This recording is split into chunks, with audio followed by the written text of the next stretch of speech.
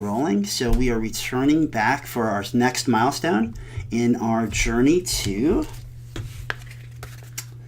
get this and this and this. Our story is about finding the cure to ignorance.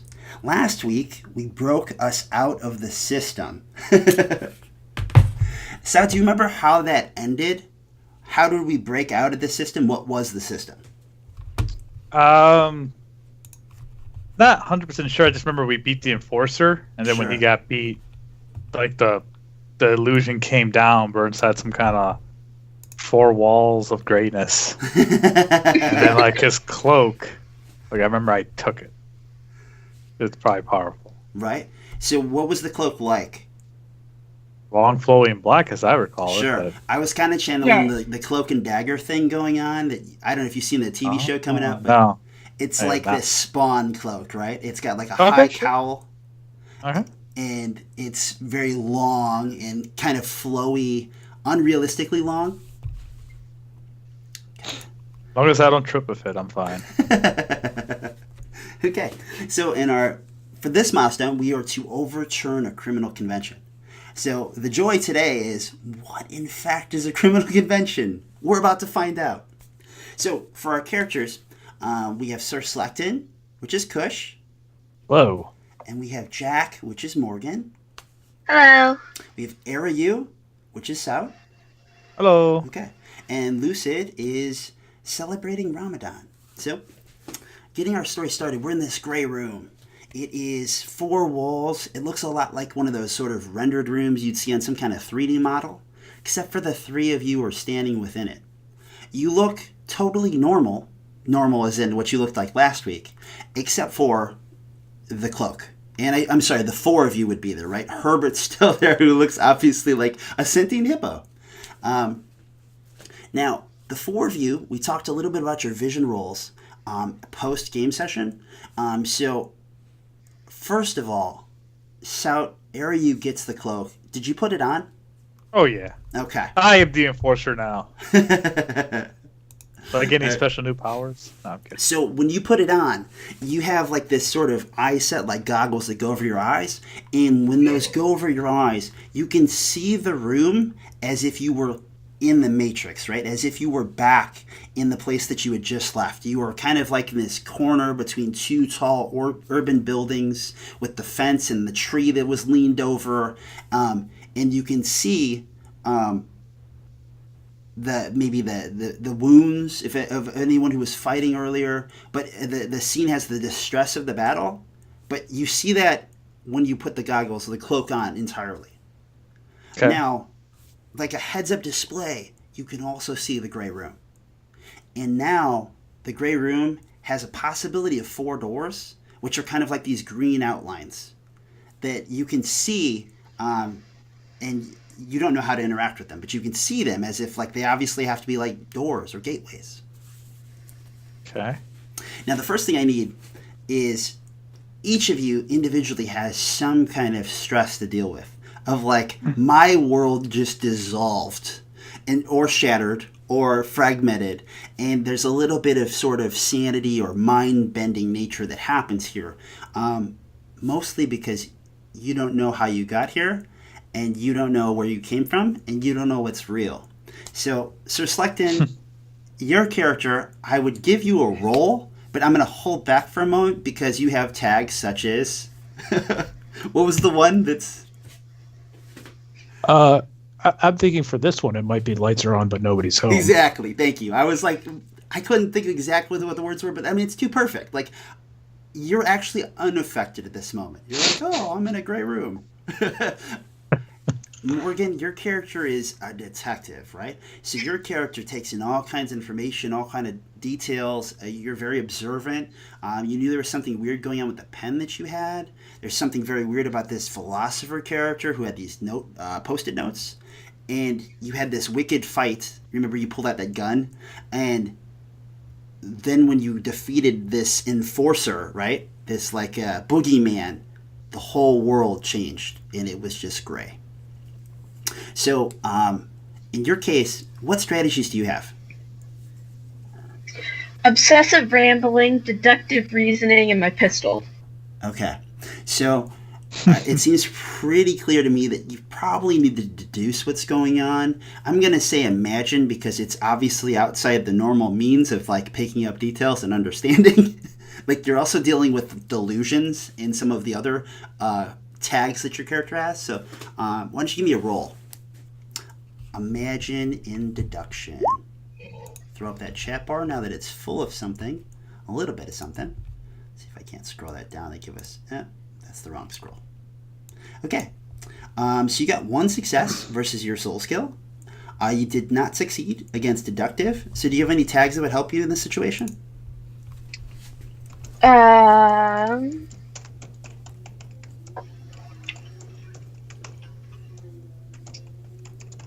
Like, for example, could delusional actually help you in some way? That's what I'm trying to figure out, yeah.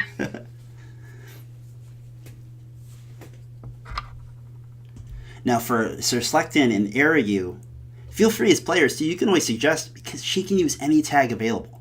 So even tags that you have that you feel like may help her, knowing what she knows about you. Yeah. She was looking into the philosopher, and she obviously has some connection, whether she likes it or not, with Sir Slekton. Yeah, I mean, there might be a way to use awkward buddy cop shenanigans off of me to just pull up some sort of weird banter that'll help her cope. It could work. I would grudgingly the buddy admit cop that. thing, right? You could just strike up a conversation with Sir Slekton, like, have you seen this before? And he could just, like, nod, like he does his, you know? That character nod he does. I like it. So which way would you like to go, Morgan? I'll use his tag. Okay. And that tag was, Kush? Awkward buddy cop shenanigan. Okay. So between the two of you, what does she see in you? How does that help? What is it about your relationship that makes her look at this differently or accept it differently? I'm thinking maybe you look at me and you ask, like, what is this? Have you seen this before? And in typical Sir Slekton fashion, he says, yes, I have seen Grey before. And frustrated with this new situation, you just fall back on being frustrated with Slekton because, I mean, what is that? Well, at least you know he's a constant. So it's like, you ever seen Inception? So he's like the totem of the group. Nice. This game is already channeling Inception and The Matrix, obviously, so that's a great reference. All right, use your tag to reroll and see if it helps. Just use one of the blank tag buttons. Cool. 8 is not good enough, though. What's your belief? 6. Okay. You can use up to 2 tags. You got any other ideas? You stare at him as he stares back at you. He's like, the room's gray. It doesn't really trigger anything. It just stalls the emotional impact and stress that's going on.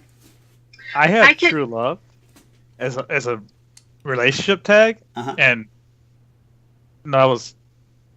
I'm sorry, I have freedom as a true love. Yeah, you were going to talk about the Patsy thing? Oh, that's another thing, yeah. If she wants to like blame it on me somehow. I am wearing the Enforcer cloak now, so. Yeah. So what he's talking about for you, Morgan, is he, on his character, picked you as a patsy, as in like a person that he felt like he could kind of frame you so he'd get away with the problems. We kind of been talking about maybe that's why you had the pen, because the pen was so important, at least for the story. But there could be some animosity from that. There could be some reason that you're resentful or you're now thinking about him deviously or something. I think this is a conspiracy theory. And this has been his plan the whole time to get us into trouble. And so he could frame it all on us and get away scotch-free. Okay. Well, not scot-free. I got a cloak. I win.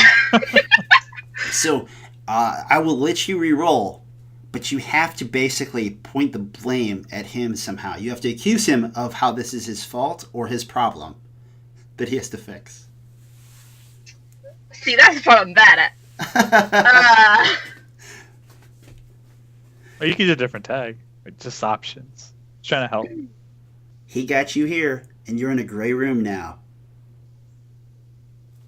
You had to fight an enforcer because of him. Does he seem surprised at all, or is he acting like this is totally like normal everyday stuff? Am I? How are you acting? in my opinion, I feel like this is something like I was expecting. Like I knew I was right all along. I just didn't have the proof yet. Like I knew we weren't at the final. Like Ami's being a dick. Like I knew it. Like I knew the old reality was fake. Or he's researching. I have options. So, I kind of imagined your character just kind of going on with his business, and he's kind of like, maybe the cloak is a bit of a kid in a candy store as you kind of hold it up and you're like, which way is up? Oh, cool. Oh, this is neat. You put it on, but you're like ignoring them. Like, yeah, I am. You're like, hey, I knew this was going to happen. I'm just going to put this researching cloak on. as well. Things are going to be better for me. I'm going to get out of here. And like, you're not even paying attention to them. Yep, pretty much. So I mean, that's what you see is like he is unfazed by the situation as he puts on the thing that you would probably, in a way, be like the last. That'd be like the last thing you'd want to do right now. Is like, okay, cool, gray room. I'm gonna put on the cloak. Become an enforcer. Yeah. So I don't believe for a second that he's innocent on this. He comes in here. He's not surprised at all by something that is incomprehensible in our current reality. He puts on the enforcer cloak, the cloak of the being that just tried to kill us, and is proceeding to pretend like we didn't exist, even though we did a majority of that fighting. Break to differ. So I take it you say these things out loud, right? In front of Sir Slekton and Herbert and... Oh, you're actually saying them out loud? Yeah. Oh. Yeah. Oh, I thought that was... Okay. Then I don't comment yet. I'm still like, well, doors. I'm trying to find ways to activate things and yeah. Okay. For you, Morgan, why don't you re-roll that die? See how she succeeds. No! You can always buy your way. No, I'm kidding. Okay. So you succeed, but there's a catch, right? So I'm going to hold that little catch for a moment. You're looking around. You seem trapped in a gray room, as if you were like an animal in a cage. There's no clear exit. Even the ceiling and the ground seem pretty close. Like you're in a box, right? That for some reason has lighting in it, though there's no source of light. And he's putting on this outfit, and he now looks like an enforcer, but deflated. Like he doesn't look as majestic and Spawn-like. He looks like a guy, like he's a member of the Foot Clan with a big cloak on. So, the Teenage Mutant Ninja Turtle reference. Sorry. No, I like that. I said don't judge me. And Herbert is walking towards, basically between the two of you, and is, all right, guys, we gotta relax. We're just in a different place right now, and we just gotta figure things out. And he's just putting his hands out between the two of you in his big, giant hippo way. Sal, what are you doing? Now, in your case, how you would handle the situation is, I need to know if the paranoia is creeping in. Because one of the things you talked to me about after in our vision rolls was like, what if we're in a system within another system? Yeah, that's exactly what I'm talking about. I don't believe, this is obviously, this can't be the real world, right? Yeah. So I still think, we just broke over, it's like peeling an onion, right? Like, there's multiple layers. Yeah. And I'm just trying to get to the true, I guess, core. So. Okay. What strategy would help you realize exactly what you're dealing with right now? You have a benefit with the suit. Being a dick to reality could work, but I can also... Being a dick to reality. What other strategies do you have? I also have researching. Sure. Yeah, we could say I like to be in a dick more, but that's just my 2 cents on it. Oh, I'm sorry. What were you saying? No, I said I like the idea of being a dick to reality even more, but if you want me to use researching, I will. Okay. Being a dick to reality. Use research, because that's really funny, but I think research is fitting, because you knew this was coming. You were preparing for it. Kind of. I didn't know it would happen this soon, probably. Yeah. I have 2 belief, right? Or I remember I used all of it last session, but I got 2 more, right? Yeah. You have 2. Okay. Researching. Nobody was defeated in that challenge. Just a couple of you burned belief. That's what happened.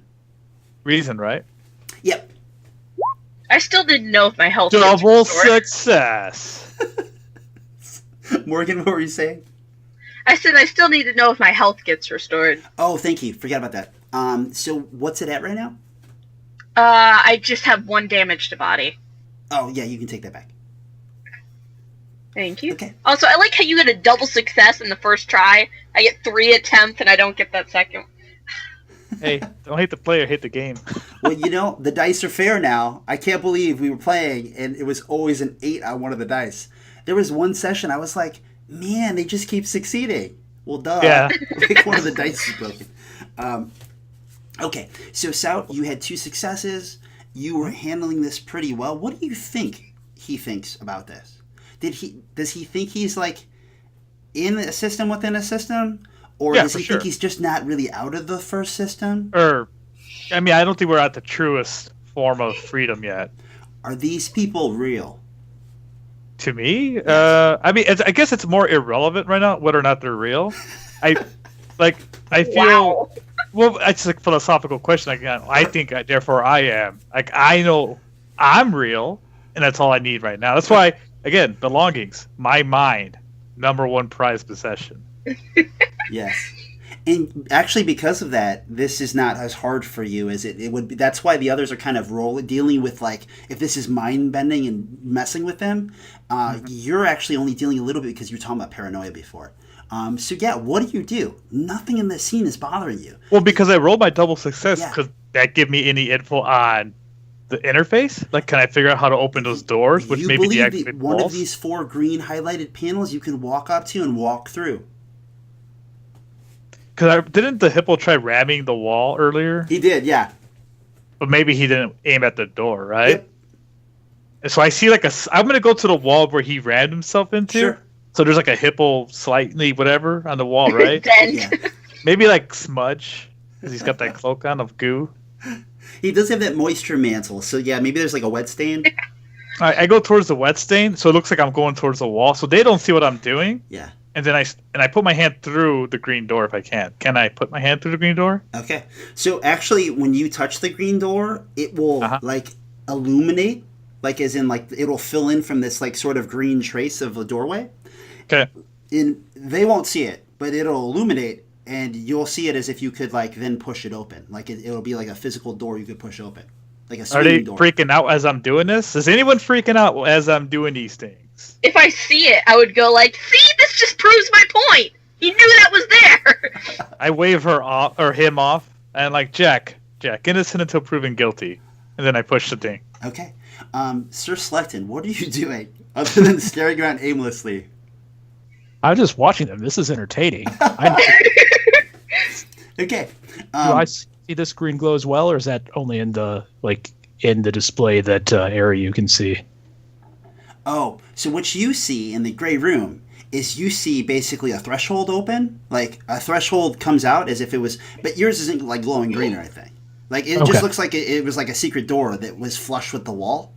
And when he pushes it, it just starts to crack open, and that's what you see. Is you see basically a secret door in the wall just sliding open, like a square chunk, human-sized doorway just pushing the wall. Now the interesting thing is, you all see this, I think, and maybe Sir Slekton's still looking at the wall part of the door instead of what's outside of it, but outside of it. So when that happens, Herbert, you hear him say something of like, "Oh, I almost got it. I was just a foot off." But what really catches your attention is, Eriyou, as you step out, you realize that you actually walk out into what seems like some kind of like a paneled ground, like a wood paneled ground. And there's these harsh lights that are illuminated, that are kind of shining on you. So it's really bright and hard to see. Is it a stage? Sir Slekton and Jack from the inside, Jack more so than Sir Slekton, because I think he's really looking at how the door worked. Like Jack, you see that straight ahead, because the light isn't blinding you because it's outside kind of, right? That there is like a curtain, and there is definitely some person who's on the side of the curtain smoking a cigarette, and the cigarette just falls and hits the ground. Person's in shock. Person looks a little bit like a throwback to like the 1940s. Slacks, suspenders, some kind of a cap of a hat. Gentleman, maybe 20s, maybe 30s. Short haircut, clean shaven. But it's kind of shadowy. So, yeah, like you said, maybe something like a stage.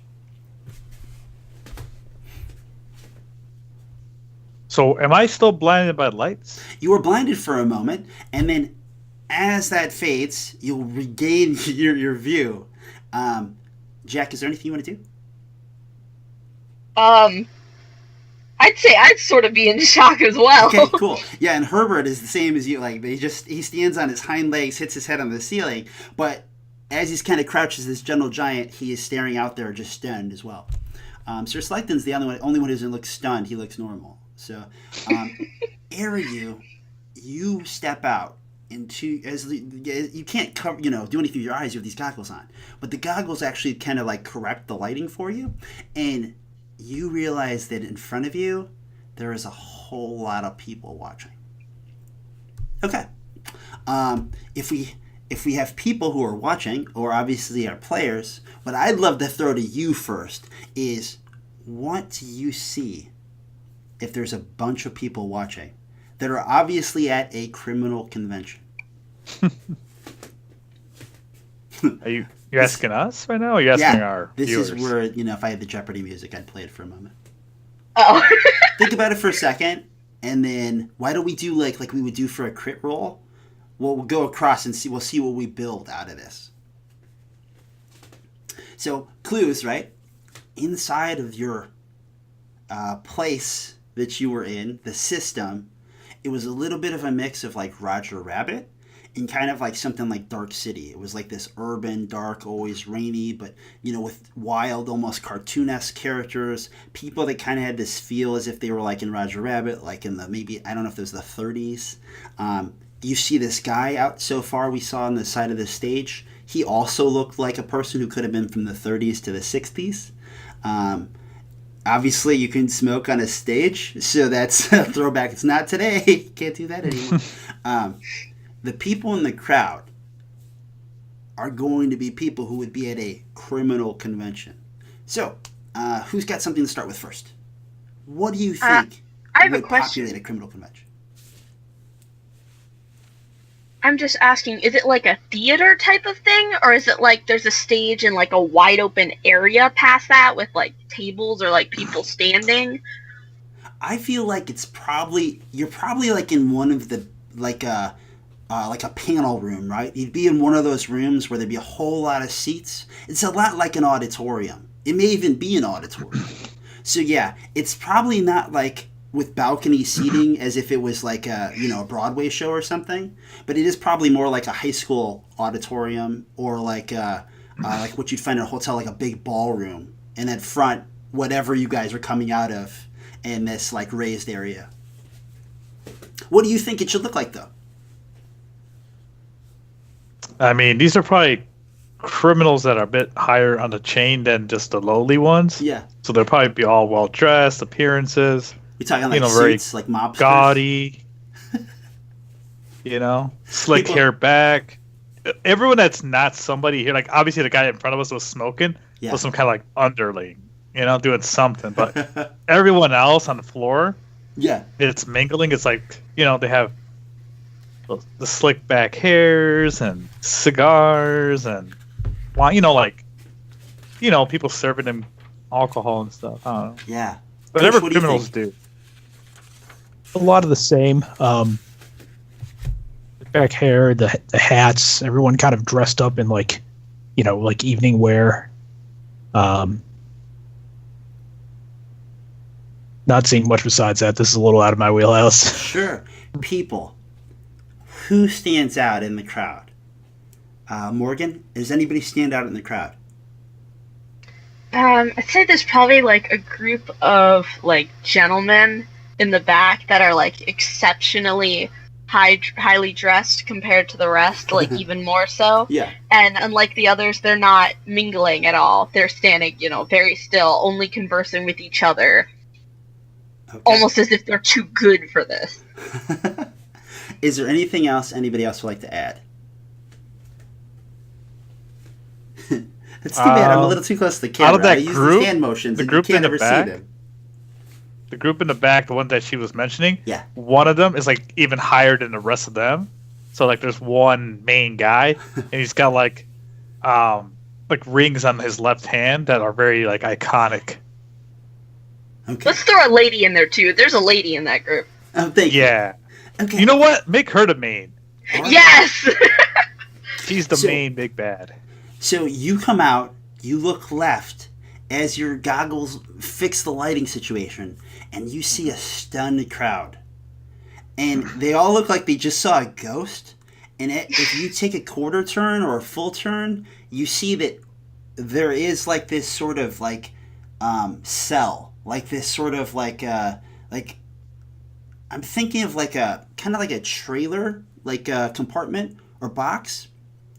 Some of the guys brought their girls like dressed like flappers. Like of course we have some girls in the audience. They're all dressed up as if they probably even came from a show, like across the hall, right?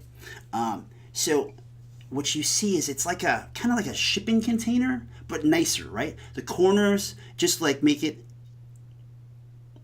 I'm trying to give you a shipping container that looks a little more modern and not as junky, if that helps.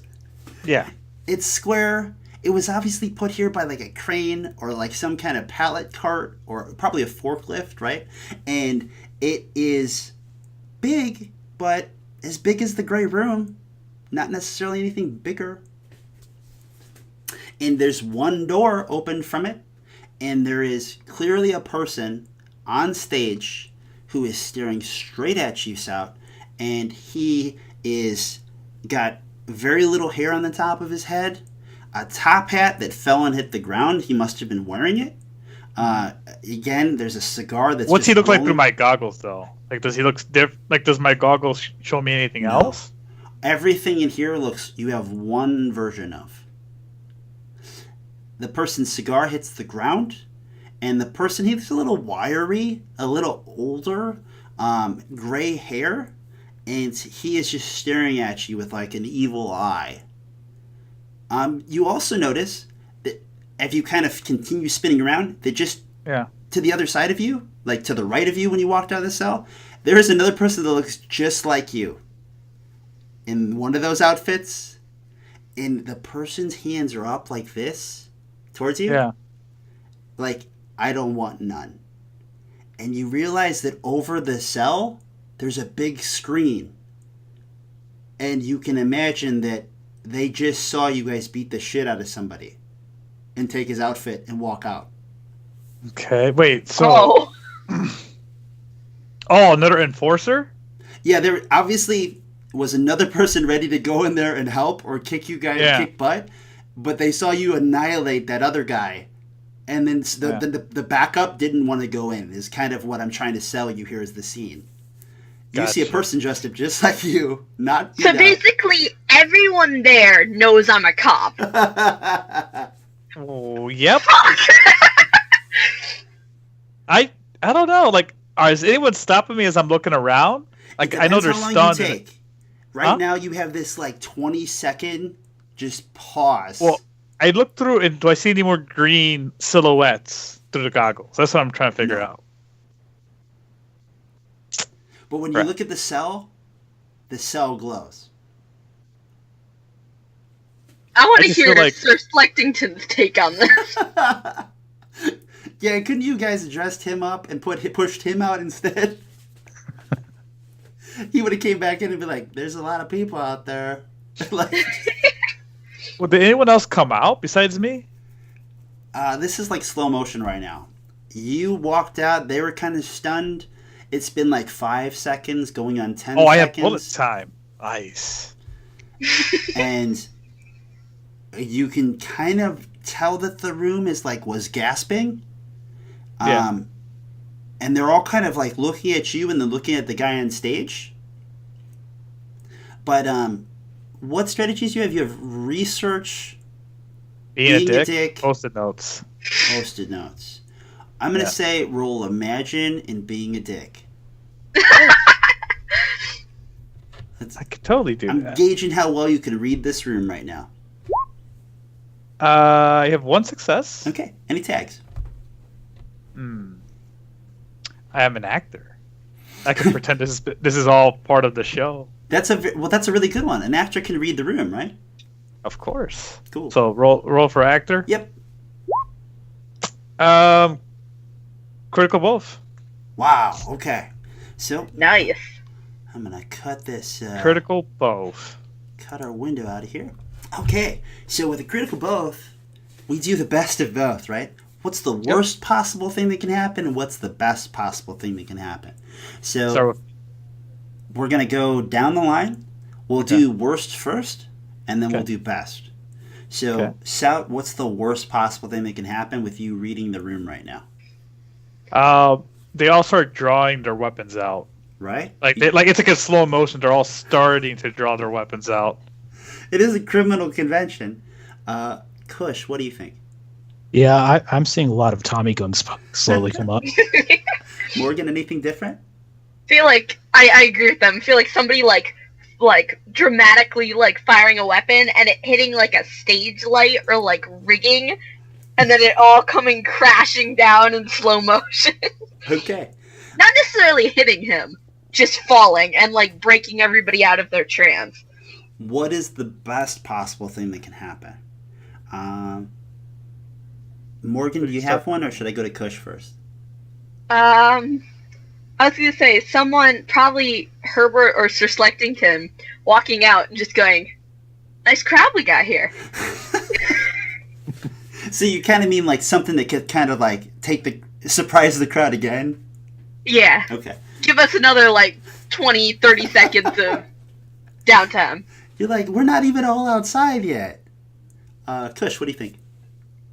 I think maybe Eriyou recognizes someone in the crowd, someone who's maybe on his side. Interesting. Okay. So, what do you think? Hearing what they said, what's the best of it?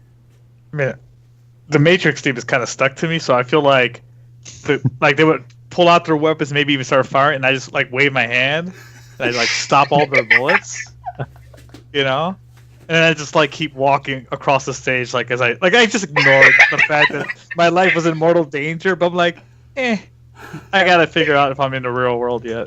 Okay, so what I heard is best of both, right? So you see all of these people, like you said, it was like everyone was stunned for a second, and then second instincts happen. Everyone starts pulling out guns, and you just hear click, click, click, click, click, click, click. It's just this cacophony of clicks through the whole room. You think everyone, even the flappers, are pulling out little pistols out of their garter belts. The whole room is armed, right? And guns just go up everywhere. But the worst part is because they're all in such a hurry, bullets start shooting off before they're all ready because everyone pulled the gun, so somebody had to be a moron. And random fire starts shooting, so people start shooting as well. They shoot themselves in the back then, you're saying? Because there's rows of people, right? Well, you don't quite know, but you think that they're all shooting at you. Yeah. So you do what? Because you were saying you're kind of doing your Matrix thing. You just kind of I would just wave my hand into, I would see if it works, Okay. Maybe it doesn't. Maybe I still get shot. If this doesn't work, I'm gonna die, but I'll try it anyway. So I don't know what's going on. I just know know the first bullets hits the lights above the stage. Okay. So when you wave your hand, you just hear all this gunfire happen. You wave your hand in front of you, and the light flickers, and you cannot believe that you were not shot by at least one bullet. When what must be 100 to 400 people just shot guns in this room, and you assume they were all pointed at you. Yeah. So right now you think you were bulletproof as you waved your hand and nothing could hurt you. So is that a tag that I have? Do I get a bonus tag? It's up to the players. Do the players want to think that he is bulletproof? Are we not sold? Or do we think actually he's not bulletproof, he's delusional? I think... Well, I have conspiracy theorists as my temporary tag. So, for anyone watching, of course, how we vote tags on is we just vote them on. So, what's always fun is if you are an audience member, you can always say, I think Sir Slekton is oblivious. And if we all agree with you, everyone but him, we voted on. He now has oblivious. So, it's a fun way for the audience members to always be able to engage, but it's also a useful tool for the players. It just takes anyone to say, I think your character is, and then we vote. Okay. So, Sout threw that at us. Do we want to vote anything on him? I was giving the audience a Twitch chat a moment because of the lag and delay. Yeah. But if The way I think of it is not a tag of the person, rather a tag of the cloak. Like the cloak absorbs bullets. Yeah. We could say that. Because when I shot at the enforcer before, it didn't really do anything. It's true. we were also in the other realm. That wasn't a real bullet though. You have like a toy gun when you come out. Doesn't even... Okay. Well, with that, I'm going to leave that alone for a minute. Do either Sir Slekton or Morgan come out of the room? Morgan, I'm sorry, I should say Sir Slekton or Jack, not Morgan. Not one player and one character. Jack, you see a whole bunch of bullet fire starts going off in that room, and the light starts flickering, and you hear a lot of commotion. Sir Slekton, you also hear this. That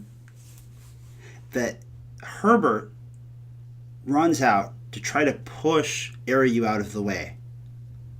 Okay. So that's also going on, but with the dark flitter of the lights, definitely the giant hippo didn't come out the other side. Something weird, something happened. Oh. What do you two do? Or do you wait? Because this is like 10 more seconds. So. I'd say for me, police training would kick in. Yeah. And, I know the room behind me, I'm cornered, or rather, the room behind Jack he's cornered in it. And so, he would, run out into the side to get behind something, but not in a place where he's, backed up into a dead end. Okay. You mentioned your police training. What strategy would help you do that?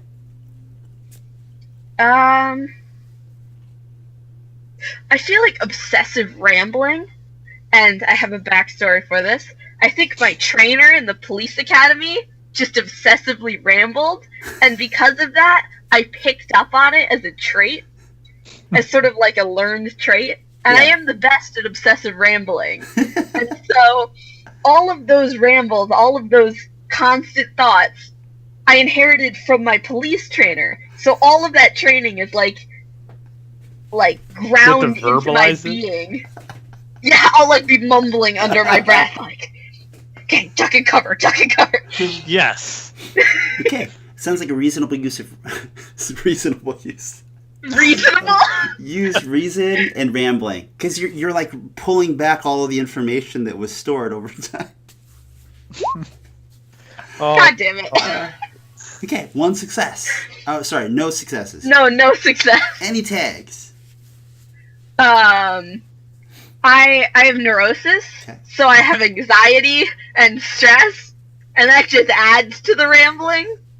So she runs out, and when she runs out, with the light flicker, basically, Sir Slekton, you lose sight of her, right? As she runs out, you see for a second as the light shines, the top of her head, as she it looks like she gets stage fright. As she turns and looks at something, it just freezes, and your neurosis kicks in, and then what happens?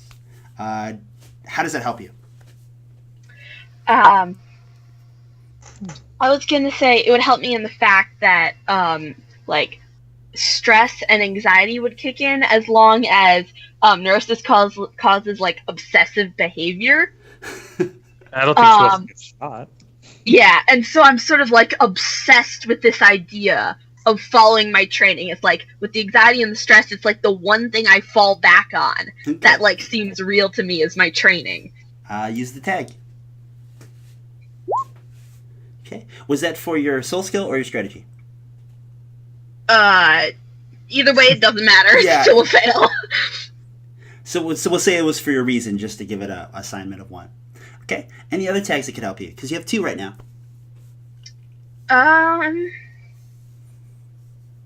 I'm delusional. So as you go out there, your neurosis is kicking. The ramblings start getting louder as they thicken your thoughts, and you start diving and rolling as if it was the police academy again.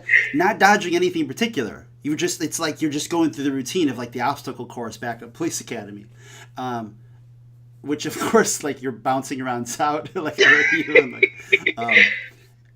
what do you do next? You were saying you're going to use delusions. How is that going to help you? Actually, I was considering switching that to using my sarcastic tag. And like this would like be combined with the obsessive rambling. I'd just be muttering under my breath like, "Great, this is fucking wonderful. Like this could not be going better. Like I know exactly what I'm doing. There is no problems here." Like just being really sort of sarcastic and like deprecating, and it's like pissing myself off, and that's like triggering my competitiveness. Okay. And so I'm just like, I'm gonna do this. Roll, and we'll see if it helps. Oops, shoot, I rolled the wrong one. But that's fine, right? That still so works. You got one success. Seth, did you say something? No, I was saying that still works. Okay. You know? So you got one success. So you go out there, you start like diving and rolling and talking to yourself, and trying to like move, bob and weave from spot like for cover. But everyone is just not. They're trying to ignore you because you look like you were like you have Tourette's or you have some kind of mental issue, and no one wants to mess with that. There's like enough weirdness going on stage, but like you were yelling at yourself on stage as you were rolling away from nothing and like diving. So it's like you just look like mentally handicapped in the wrong way, right? This has to be politically correct about it. So, you're not a harm to anyone but yourself as you kind of move around. So Slekton, you see... Are you rolling roll with a gun though? Was it? I mean, it has the safety on. Is Jack rolling around with a gun? Yeah. So Slekton, you hear like a powering down sound, which doesn't make sense to you, but it makes sense to us as players. And the walls of the four. This seems like quite the performance. The walls, yeah, right. People are getting the walls are closing in. The four walls are beginning to fade. Okay. And what that looks like to you is you're in a room where like one side of the room goes dark, and it's starting to creep towards you. And by creep, I should actually say it's moving towards you. And you just see black, like darkness. Sir Slekton hears the muttering of Jack and doesn't quite understand the sarcasm. So he's also talking. He's saying, "Well, this is wonderful. This could not be going better." And he just strides right out of the room. Okay. When you walk out of the room, the cell as it was powers down, which actually makes it actually like the walls fold into themselves, and they fold into the floor itself. Like they just kind of go into the floor. There must be like some kind of panel or something. But yeah, the top kind of opens, they fold onto the sides, and it all goes into the ground, and there is no more box. The light is still flickering. So Slekton, you like walked out, but like, you know, then the box left. But for you, you saw it like fading. So that's what you thought it was happening. Now, when you walk out, you see, because I take it that your character is actually the only one who is, you're not like obsessed with any one fact going on. And you're just like, oh, wow. You walk out and you're like, okay, oh, the box disappeared. Look, there's a big screen. Oh, it's like a TV, but color. And there's a whole mosh pit of people in, you know, nice clothing, like we said, flappers and top hats, smoke, all kinds of smoke up in the air, bullets, people yelling. And on stage, you see basically Eriyou running with the cloak on, Jack diving and rolling. Herbert, though, you see a guy standing there, and he's got a handful of papers in his hands. He's got glasses on. He looks like he's 20 years old, and he's got like a nice little haircut and like a button-up shirt. And he looks like he's like a, you know, Jehovah's Witness, like trying to go door to door and, you know, recruit people. And he's just standing there, aghast. Does Sir Slekton recognize him? When you get closer to him, you see that on the pamphlets he has that are crumpled in his hands is like a black and white photo of a hippo at a zoo, and it's some documentation which must be for something similar to like Greenpeace. And that's the only connection you have, and I would imagine your character actually would not put it together. Oh, no, absolutely not. You also don't realize that you look different. The person who doesn't look different is Jack. So that's kind of funny. So, and Eriyou maybe would look different, but he is in that outfit, so no one would know. So the way that I don't look the same, is that physical features? Is that clothing? Is that everything? Or do I not know as a player? Well, it's up to you and how you want to look, first of all. Basically, I'm wondering, in this dark room, am I like drawing eyes to my glowing hair like moths to a flame? His hair is actually just dyed like platinum blonde. So, what I was thinking, now, it's your character, so you tell me, right? The thing that's funny about your character is that you were a part of the crew who managed the cell, but you got put in because you knew too much. Even though you were a dummy, you still were a possible person who could say something wrong and let someone know what was going on. So the criminals basically put you in. Okay. So in my head, you always looked a little bit like, Curly from the Three Stooges, which is funny if you want to take it like that you have no hair, because in the thing you had like this glowing hair. But yeah, I was thinking of you more as the dumb lug who helped. Probably didn't even have an idea what was going on, but you were there. But that was my impression, which doesn't have to be anything like what you want to say. So you think about it for a second. Or do you have anything right now, or you want to think about it? I'll think about it for a minute. Okay. Yeah, think about it. Like, what do you look like here? And you can keep as much of your, in the system, it's going to be exaggerated, right? But Right. It doesn't mean that you couldn't. Maybe you have like a medieval fetish, and you're like, look, I had this storybook in my hands, and look, I have this sword on my side that's like made of wood, or you're like a 10-year-old who never grew up, But you also could walk out and look like one of these people in the audience, and have a gun, and Okay. So center stage. So what is Eriyou doing? You were absorbing bullets and making them not hit you by your will. So now that I believe that I'm invincible, I walk over to the end of the stage and I analyze and I'm researching it, trying to figure out a way out. Okay. As you start moving that way, right? You keep going towards that guy that I kind of mentioned had the wispy gray hair. He looks at you and he puts his hand out. Stop! It just like screams like really loud, but obviously straight at you.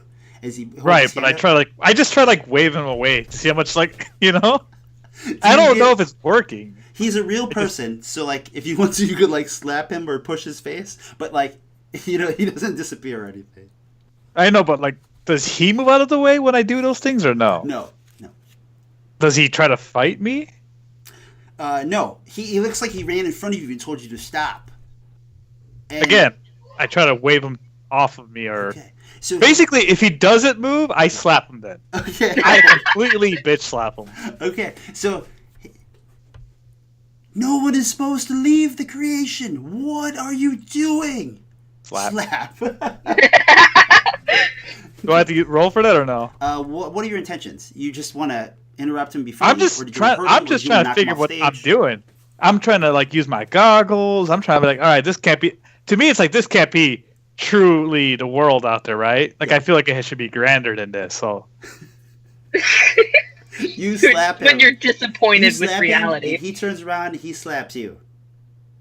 He slaps me? Yeah, you slap him.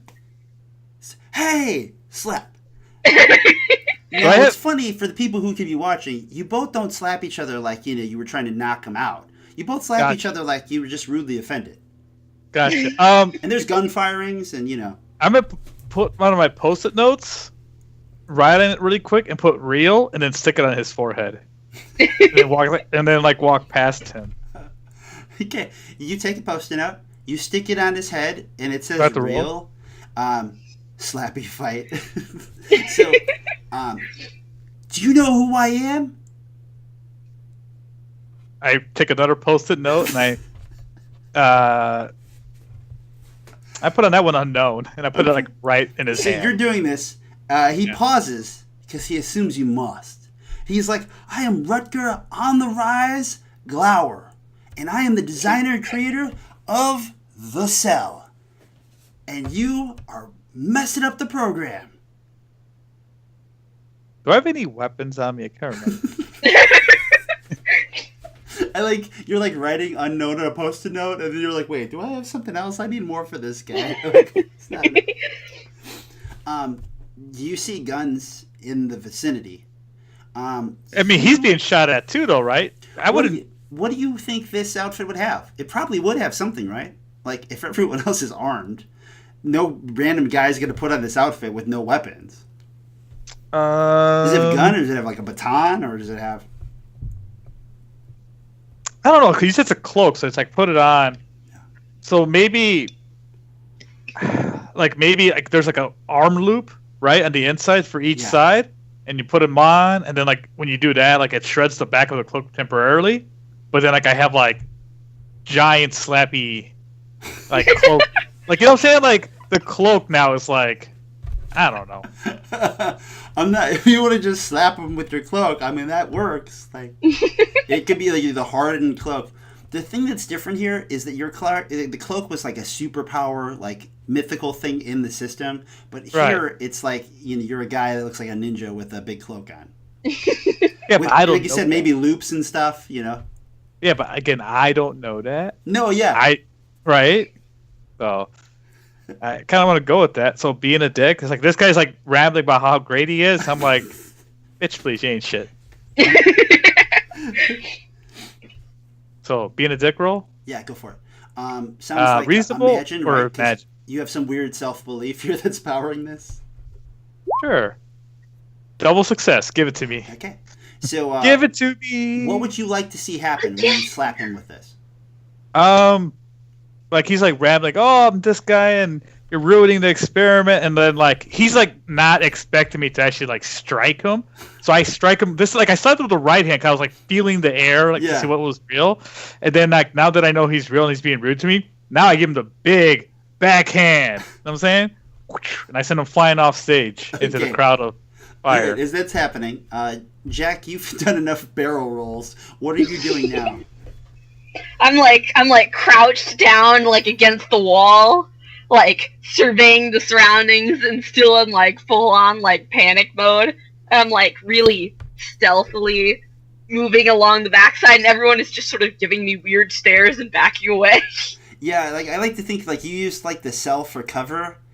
You kind of went towards like you went behind like Eriyou, and then like it was kind of by the curtain, but you just kept going, right? Because you needed more movement. So you like ran behind the cell, and then the cell closed off, and then like you went behind the curtain, you came back out, and you're like off to this. So like you should just probably like leave the stage, but you kind of keep coming in and out of the stage. So you're kind of off in the corner, away from most any action or anybody in particular. I mean, there's a lot of people and stuff going on. You can clearly see. Has anyone died? People are dying. Eriyou slapping. There's blood and like people yelling and screaming. But the thing that's funny about it is actually like, if anything was supposed to be directed towards the stage, a couple misfires just threw it into pandemonium. I think what's much more dangerous is actually the crowd over there than the stage area. But I was gonna say like I feel like maybe all the random crowd people are actually all part of different factions, so they think it's like a setup. They're all shooting at each other, and I just slapped this cell guy right into the midst of it, so maybe he gets shot too. You see a guy the woman in the back in that pit. She's moving, but unlike other people in the crowd, when she moves to the audience, people actually get out of her way. So she's walking through. She doesn't look like 9 feet tall or anything crazy. She looks like a regular put together woman.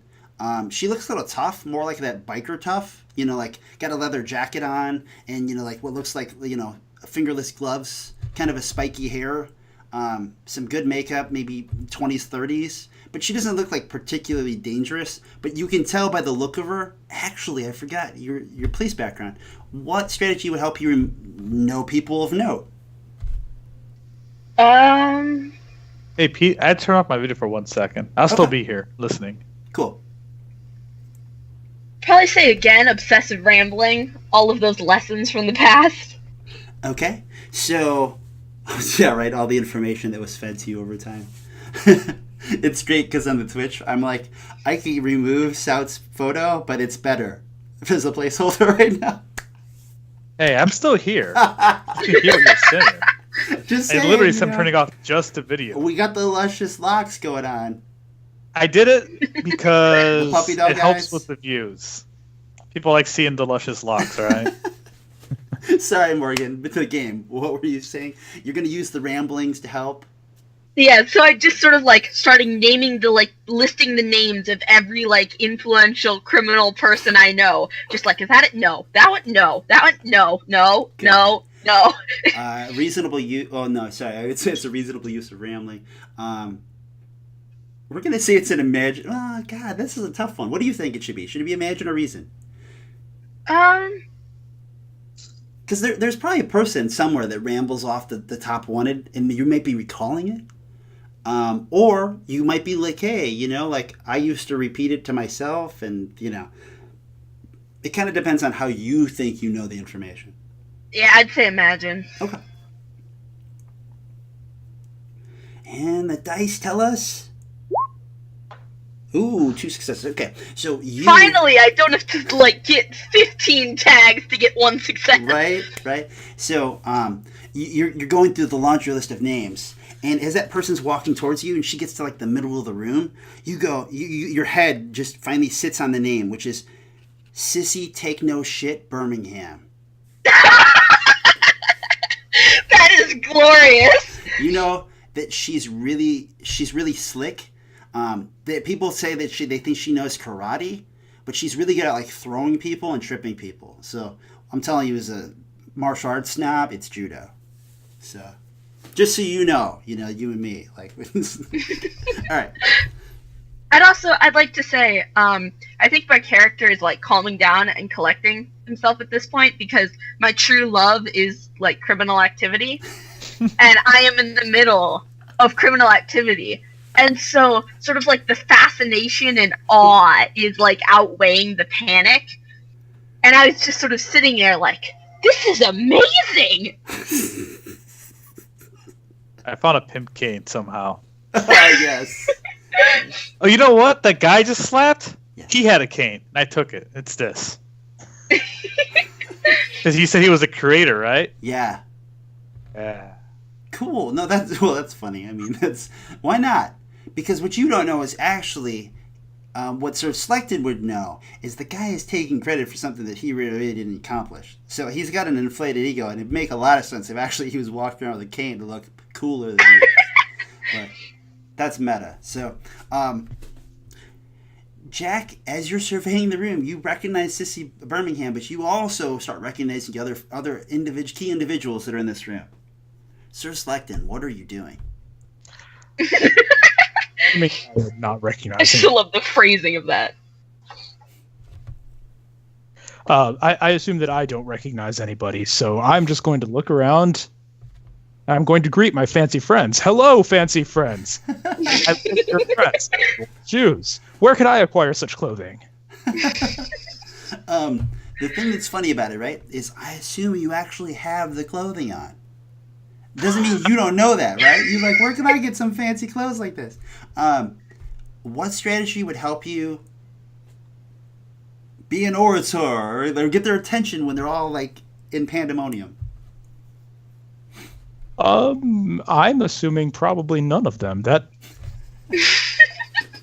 What do you got? What do you got? Much of them. I've got swordplay, mocking repetition, and origami. Start like fencing on the stage.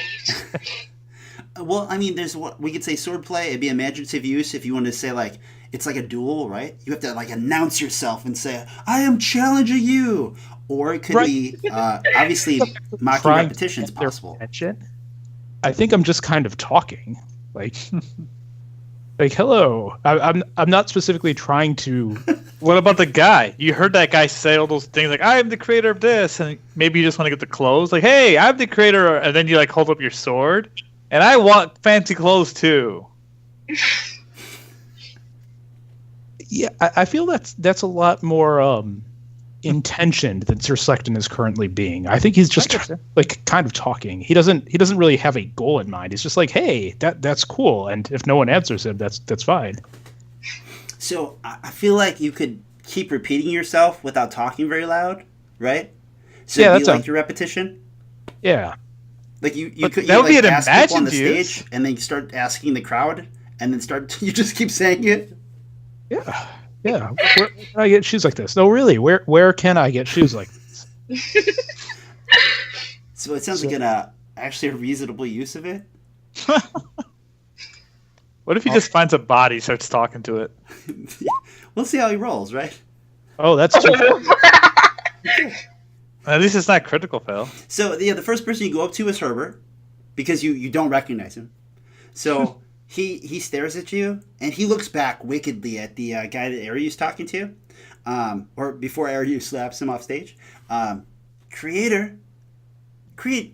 this? He didn't make this? And his voice is radically different, and you keep asking him, where do I get clothes like that? How do I?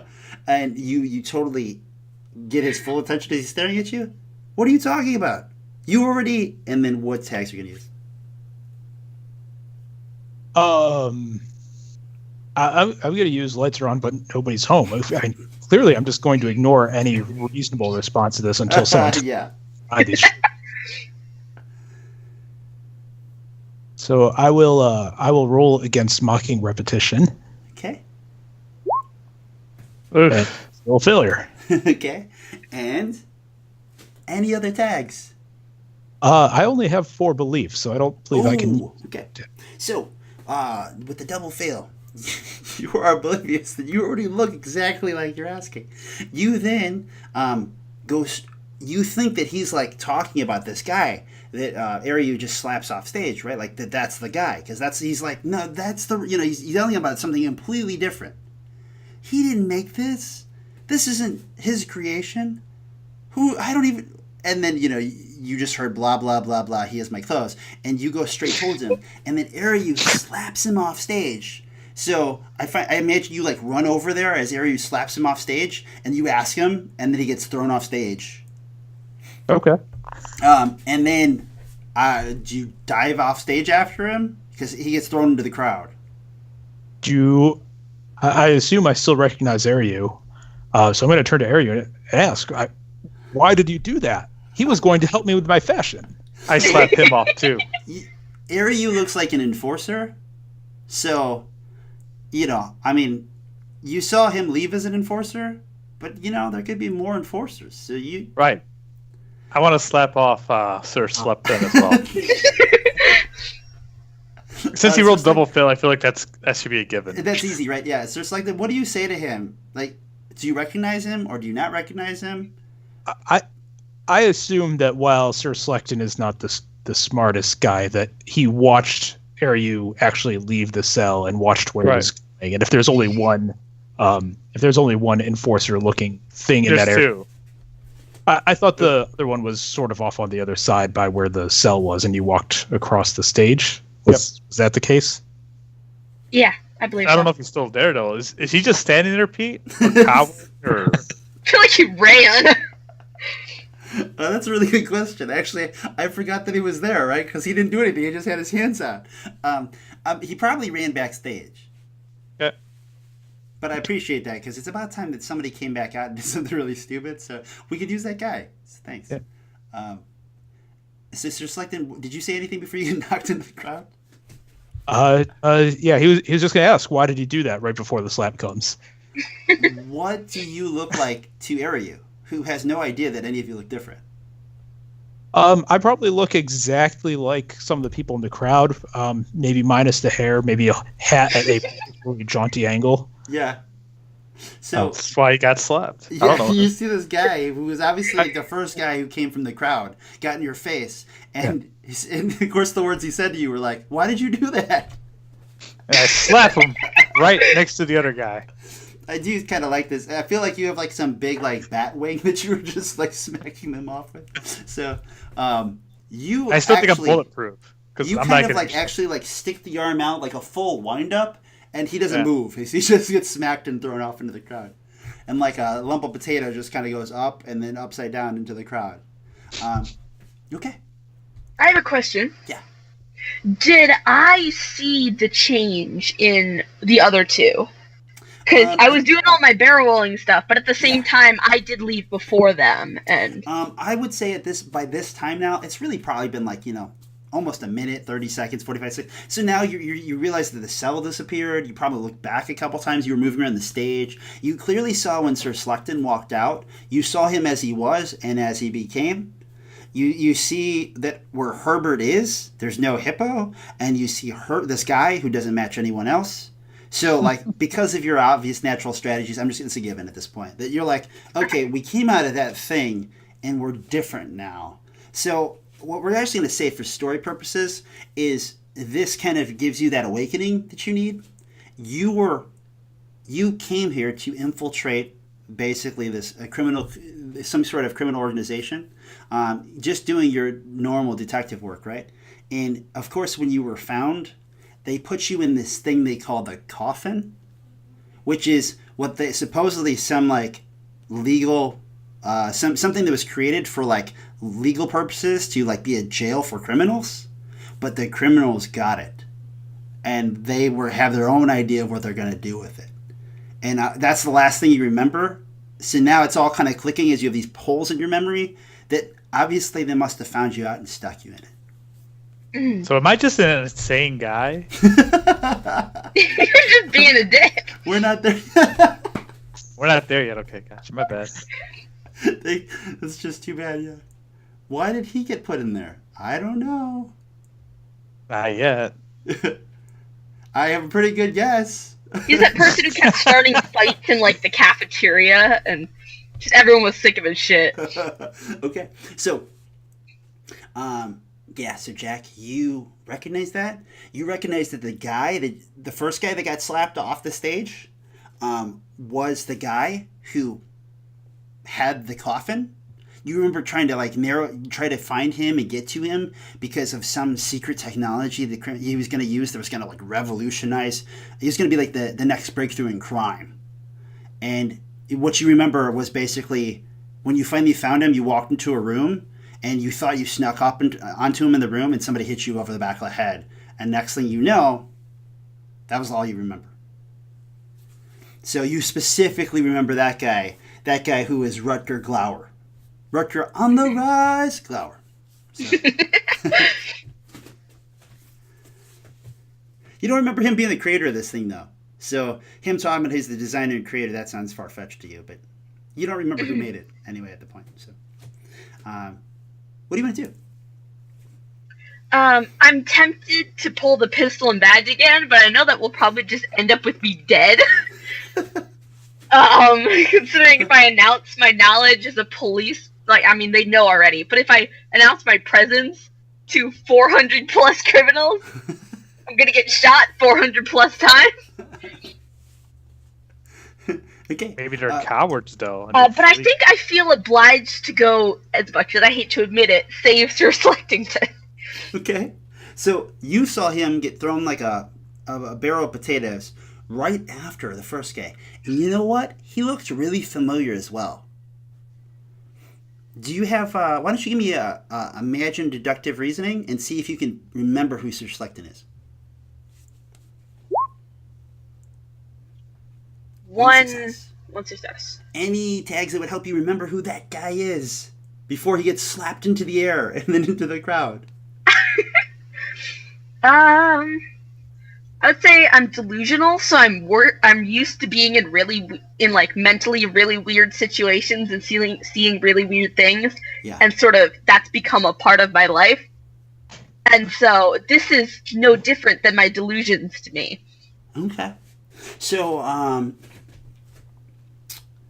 no different than your delusions. Okay, so you're used to seeing weird things and trying to remember what came of them. So, okay, why don't you use delusional and see if so this isn't all so strange to you. I live every day with my delusions. So that was instead of what? That was instead of your soul skill? Yeah. So right. Double success. Okay. So as Sir Slekton flies through the air, Kush, what's a good name? Fitting of maybe the 20s, 30s, or 40s, something like Ali or something. But you got to come up with a nickname, right? We got Sissy Takes No Shit Birmingham. We got Rutger on the rise, Glower. Think about it, because she's gonna know. All right. So Select out of the system. you recognize that he is one of Rutger Glower's posse.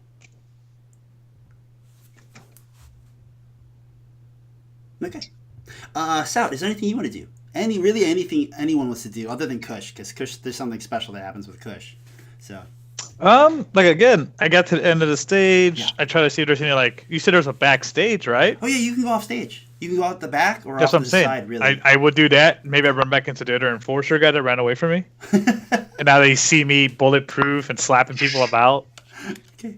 So yeah, I'm you still run off questioning stage, that bulletproof thing. and when you get off stage, you see an enforcer come in front of you, and he like sidesteps so that he's in your way, and he looks like kind of a mirror image of you, and he in one hand starts putting away what looks like nunchucks, starts putting them down, and then like stiffens one arm and stiffens the other arm, like the two bat wings. Yeah. And then yells like some kind of bonsai yell and starts running and trying to slap you with the wings. No, before that happens, I feel like I would size him up. Yeah. And I just like bring the hand up as a threat, and I feel like that would intimidate him away. Okay. So, I mean, he's researching. I feel like because I slapped everyone else around, yeah. I feel like he saw that happening, and right, he was expecting me to come back there, right? Yeah. I feel like I would know that he knows that I know, right? Yeah. So I just bring it up as a I would threat. know Like, I that don't he even knows do that it. I know. Awesome. Okay, go ahead and give it a roll. Imagine reason or imagine research. Imagine research. This would be being a dick. What's your third strategy? I'll give you being a dick. I posted notes. Okay, yeah, it's not posting this. So it's being a dick. Being a dick's fine. It's probably Imagine or reason. No, I think it'd be reason if it was intimidating him, right? Because he had to have seen what you did. He like learned. Dang it, I got one success and one fail. All right, any tags that would help you? I am passive aggressive about it, right? Like I didn't want to slap him. I just wanted him to get out of my way. Like it's like, hey, you saw what happened to those other two guys. Okay, roll. That's great. That's still a fail. Okay.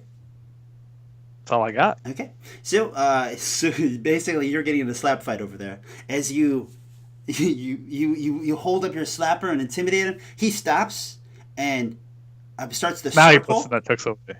What was it? Now he puts the nunchucks away.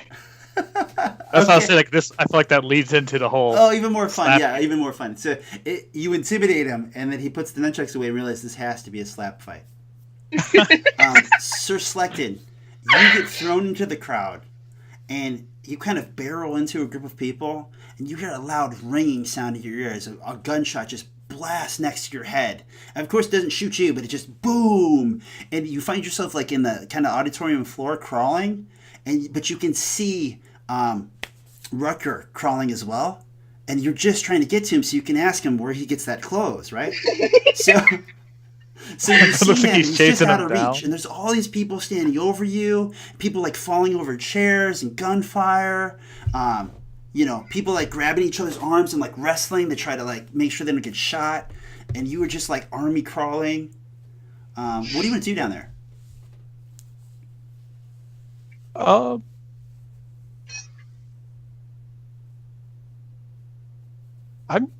So Rutger is on the ground. There are tons of people. I'm just gonna stand up and just start running right at him. Okay. Okay. All right. So when you stand up and you start running right at him, some of your memory starts coming back to you as well, and you remember something about like him just always yelling at you, and him. But one time, like he was like, you know what?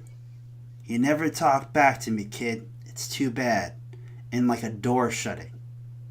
So like you just have this sort of like all the noise. You just like you just associate the yelling with him, and then like this choice moment of obviously when he pushed you into the cell and like turned it on, and it's just you're remembering that Rutger and you had been together for years. in most, like I said, in my head, the capacity was usually like the big dumb thug, right? Like kind of like the idiot that can do the grunt work. But he took care of you. He was always really ambitious and pissed a lot of people off. But that meant plenty of work. I don't even. I mean, it's up to you. But I can't even really think of you really being mad at him, honestly. No.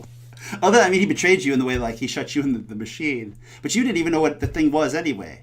So, and it was kind of nice, I think, for you in there. You made a friend. So It was the coolest room I'd ever been in. He had Super Saiyan hair. Okay, we're moving into like the last scene for every player. So think for a second of what you want to do, and then just tell me which one of you wants to go first. I mean, final scene you said? Yeah, we're kind of going to the last round of scenes for this, this session, right? So.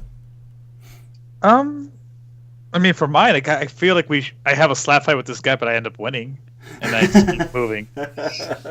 Okay, so you're slapping with him. So in your case, what do you think is the best way to fight him? Is it being? Yeah, it's got to be being a dick, right? Because that's how you know how to fight. Yeah.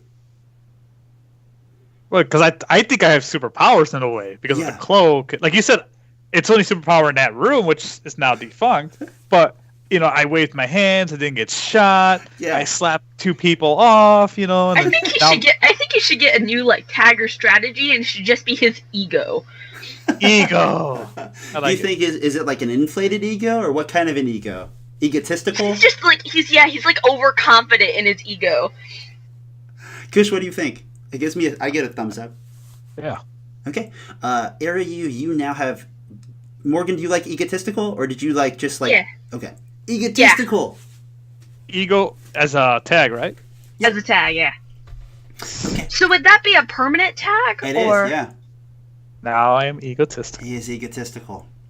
So I would totally win. He fills up his left column with tags, and then once it fills, that's when we can start basically replacing tags that he has. Okay. So, Eriyou, you're gonna have a slap fight off the side of the stage to determine who is the most badass Black Cloak, right? Like the enforcer. Yep. Go ahead, and I think this is a reasonable use of being a dick. Roll again it? All right. Oh, did you roll already? I'm sorry, yeah. Well, I had 1 success and 1 fail earlier, Okay. and that was the same one, but I can roll again. Yeah, that Okay. was for actually seeing if it even happened. Double success, baby! All right, so Do I get to say it? go for it, yeah. So, we're slapping each other, and it's he actually hit me. We were, evading each other, right? Because he's actually a real enforcer and skilled. And then he actually hits me, and I'm like, no one hits me. I'm egotistical, right? So, now it's I'm in a matrix of my own. It's not it's not the cloak, it's me. But I think it's the cloak. So it's now I'm evading all his attacks, like a matrix almost. And he's like, what the fuck? And then I go, and smack. And knocks him out cold. Okay. And then I stand over him. I'm like, there could only be one. Sir Slekton, Kush, what are you doing? I think I'm going to catch up to Rutger, and I assume he's still crawling around, but I'm going to pick him up in a giant bear hug and say, Rutger! Sorry, say it again, Kush. Rutger, let me introduce you to my friends. Do you have what strategy would you use to bear hug him? To just grab him and hold him and love him? I'm going to go with swordplay. Okay. So imagine swordplay, right? Yep. Okay. 1 success. What tags would help you here?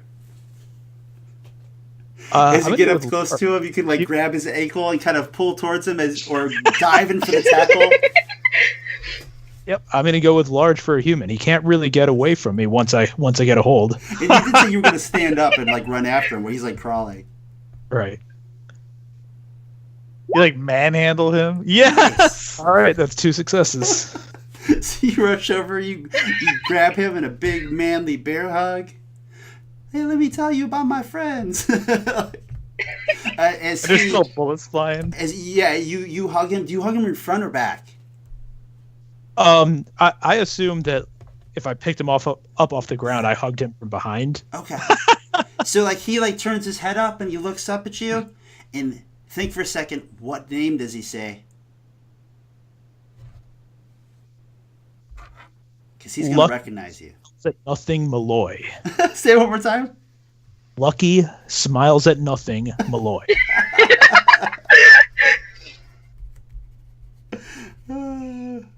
Smells that. He looks up at you, Lucky, and almost as if there's like a voice in the background, right? That's like smiles at nothing, Malloy. Okay, Jack, what do you do? Where are you going? You see, as you recognize that Lucky smiles at nothing, Malloy. Bear hugs Rutger on the rise, Glower, and you see Sissy, takes no shit, Birmingham, walking down this way, who's like at the end of the stage, and she like whistles really loud to just like take no shit, you know what I mean? So things are kind of about to kind of die down, but what do you want to do? What's the last thing you want to see for yourself in this scene? I was going to ask, do I recognize Lucky for who he actually is? Like his actual name? Now the big bear of a man, he hugs the other guy and he kind of holds him up and whispers sweet nothings in his ear, and the guy looks at him shocked, which mouths Lucky, and you just hear over there, smiles at nothing, Malloy, in your head, the rambling. I would say my character's conflicted because, Lucky is, obviously he's a criminal. He's with these people. Yeah. But at the same time, he actually is a friend to my character. As much as Jack would never admit it, he actually is. And so I feel like he would be, sort of, sad. What do I do?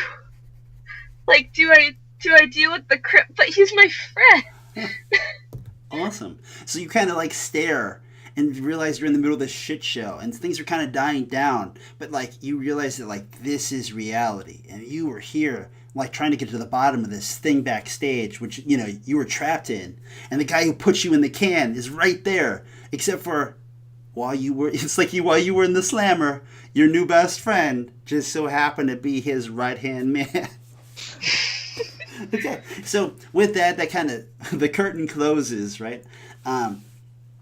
So what we want to do, this is not milestone finish, so you don't get any character stat upgrades, but your belief goes up by 1 for everybody.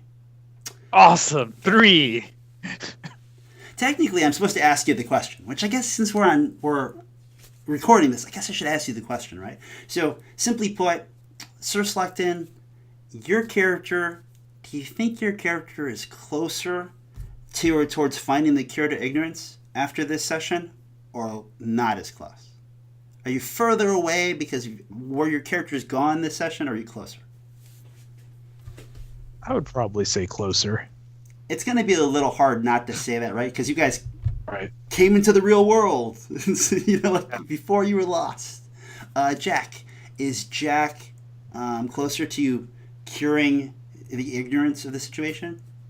I'd say he is, but not for obviously for physical reasons and everything, but I'd say more from a character development standpoint. Yeah. Is he sort of there's now conflict now with his biasness and things like that. And maybe it's less curing the ignorance of everything, but partially curing his own personal ignorance. So, what about Eriyou? Has Eriyou Heck made any yeah. epiphanies, right? Has he gotten closer? Gotten 1 layer down, 99 to go. But hey, so everyone's got little nicknames. I feel like mine would be Eriyou is a dick. There's just no continuation to that. Just Eriyou is a dick. No, everyone's got a last name in this world apparently. So I don't. Jack apparently doesn't have a last name. Oh, okay. Well, you're a cop. Maybe that's what it is. Yeah, Officer right? Jack. Jack, if that is even your real name. It might not be. Okay, so think about gratitude for a second. We don't have vision rolls because we go into the next one. So think for a second, and when you got it, just spit it out. What's one thing another player did this session that made it better?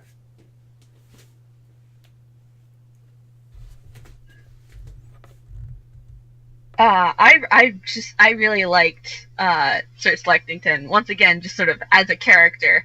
but I loved how that character development went, and the way like Chris just like embraced the situation. I like thinking like if it's a movie, right? There would have been a lot of movie where it just would have cut to him just looking stupid and like staring. like there would have been like a lot of moments where it just like cut and he's just. Well, like, he nods going too. on. That's the best part. But it builds right to the moment where, and then he's doing it. He's not even the same person. And in this firefight, he's asking the dumbest questions possible. And he's like, "Where do I get a suit like this and like a hat like that?" And people are like, "You're literally pointing at the things." I like how Jack just constantly, even though it would get bad rolls, he's like, I'm going to work on this and just tried using different tags. So, like, I like the whole rolling around because it was just comical, right? Like, I thought that was a pretty epic moment, even though there was a lot of fails that led to it. I had to fight for those 1 successes, and then Sal, you just kept getting double successes on the first rolls, and it's just like. I'm just lucky tonight. I mean, not always though. You know, I've been there. I've been where it's like double fail. Yes, double It's like last time you spent like all of your belief. Yeah, like last session I had to spend belief. Mm-hmm. I was also going to say the Tepero rolls, but I can't now, can I, Sal? You can. I don't need any gratitude. I'll give you some as well. I also really enjoyed the Slappy Enforcer fight. I thought that was great. Just picturing in my head. I'm picturing like two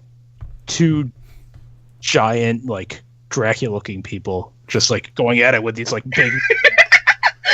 Well, the funny thing is my guy's not brawny at all.